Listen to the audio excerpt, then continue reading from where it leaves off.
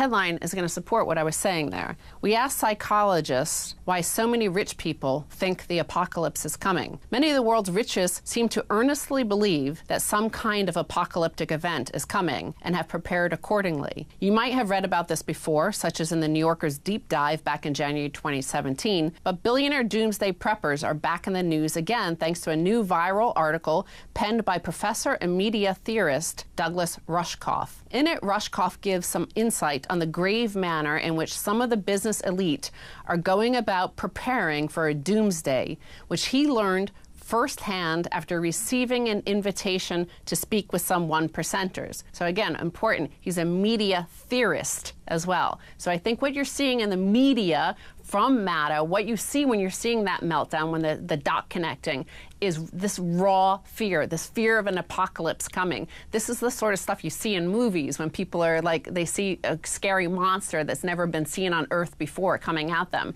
So he went to this event, and so the number one question being asked was, how do I maintain authority over my security forces after the event, after this apocalypse comes? This single question occupied us for the rest of the hour that he spent with these 1%ers.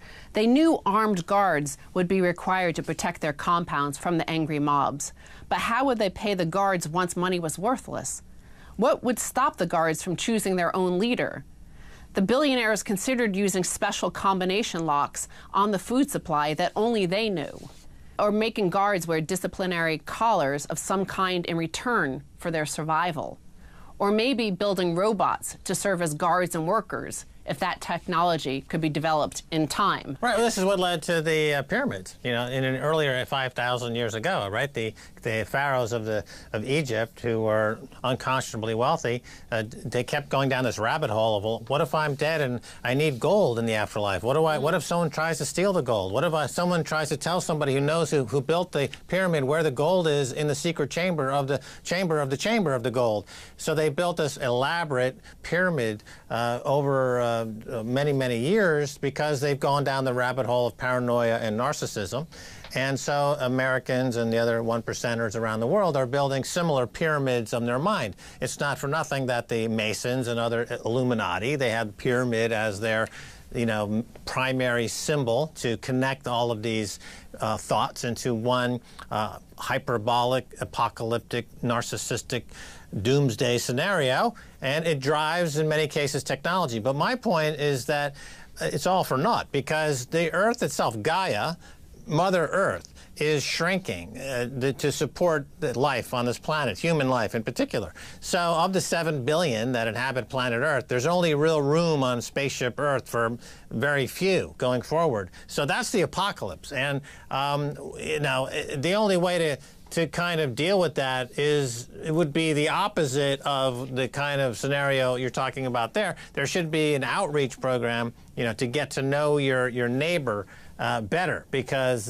when the life-supporting systems like water, air, etc., food collapse, you're going to need to rely on one another, not shoot one another. Anyway, so back to this story. What I'm saying, what I see, what Stacey Herbert sitting here in New York City, when I turn on MSNBC and I see them having a breakdown, here they are hanging out with these same billionaires this guy did. They are having the same mental breakdown.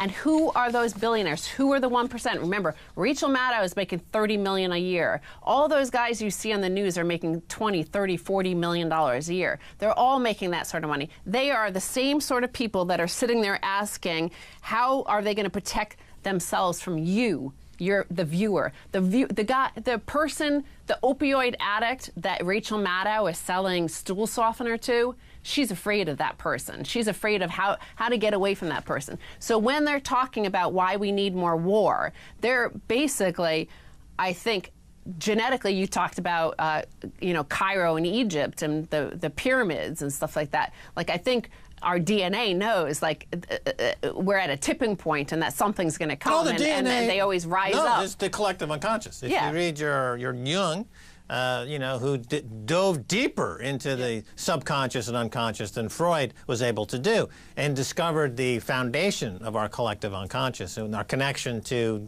cosmic consciousness. You know that we understand this on a particle, on an atomic level, on a DNA level. And so Gaia, which is part of our common experience, is rebelling. And so it manifests itself differently. As you know, we've witnessed in Mexico, the art there reflects post-life reality as a series of reflections of the dead body going down the stairs into the afterlife and seeing themselves in reality of who they are in their post-life experience. In the case of Rachel Maddow, she sees herself as a screaming, ugly, warmongering, I could go on, but I'll be kind. A seller of stool softener. In the case of Donald Trump, he sees himself as a peace broker and as a global deal maker. Even though somebody else wrote that book for him, The Art of the Deal. In a peaceful way, in pieces. And so people are now genuinely coming to conscious terms with their genuine selves as we now are flipping over into the event horizon of the singularity. So we're becoming who we genuinely are in real time. Again, that's what the blockchain does, because the blockchain audits everything every 10 minutes. So it's completely in sync. Every 10 minutes, everything is audited. All information, there's no arbitrage, there's no slippage, there's no subjectivity. It's completely objective now. God is here.